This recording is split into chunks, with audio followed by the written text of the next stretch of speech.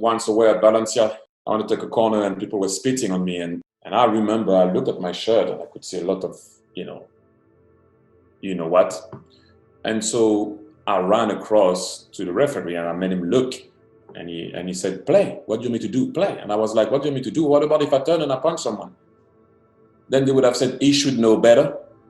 Yeah, always, he should know better. He shouldn't react. He's paid this and he's paid that. He should behave. What do you mean I should behave? Yeah, I should behave. Fine, I should behave too. Are we not all in the game? Are we not all part of the game? I remember playing away in Greece. At one point I scored a goal and I stood up like in a very arrogant way just because they were doing some monkey noises.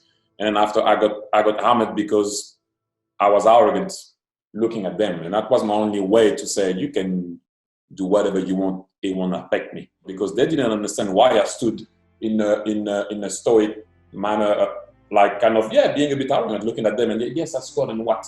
What's he gonna do? It's not because you're doing monkey noises that you're gonna stop. Shout whatever you wanna shout. But then after you get killed because why did he have to go in front of the fans and be so arrogant like that? And then at the end of games, I never explained it sometimes. I was like, you know what? Before they think I'm looking for excuses, let me score my goal. Look at those guys in a proud way. Put your chest out. There's nothing they can do. The last one was the striker of Porto. He wanted to come out of the field. In my mind, I'm like, why don't the whole team comes out of the field? Why don't my teammate comes out of the field? Because suddenly you feel isolated. Because it happened to me in so many games. And instead of talking about the game, at one point you become you went out, why did you go out? The whole thing goes on you. When Marega, that's the name of the striker, he was left alone to talk to the whole press. It looked like it was a Marega problem against everybody else. If the whole team comes out, the whole team says, hey, I'm not playing if they carry on insulting my teammate. And then whether you're white, whether you're black, whatever it is, then you shouldn't be shouting anything. And then it affects me if it affects you.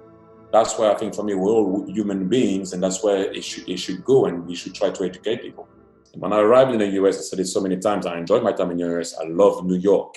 I love New York. But my color came back because suddenly people couldn't recognize me anymore. And I love to wear a hoodie. This is me.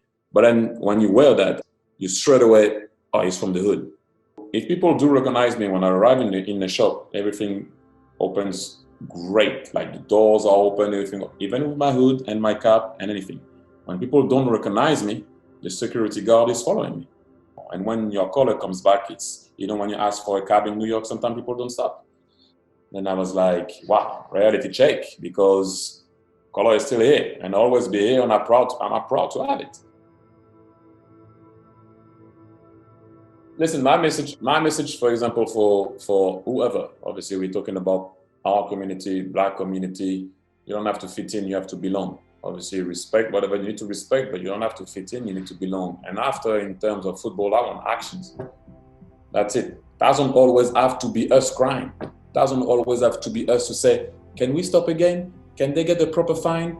Us crying, can the next time stop the game? It shouldn't be the decision of a player where after he's gonna have to face the whole press alone. If you stop the game, then you ask all the players will say yes. Then suddenly they go to the UEFA or FIFA and say, why did you stop the game?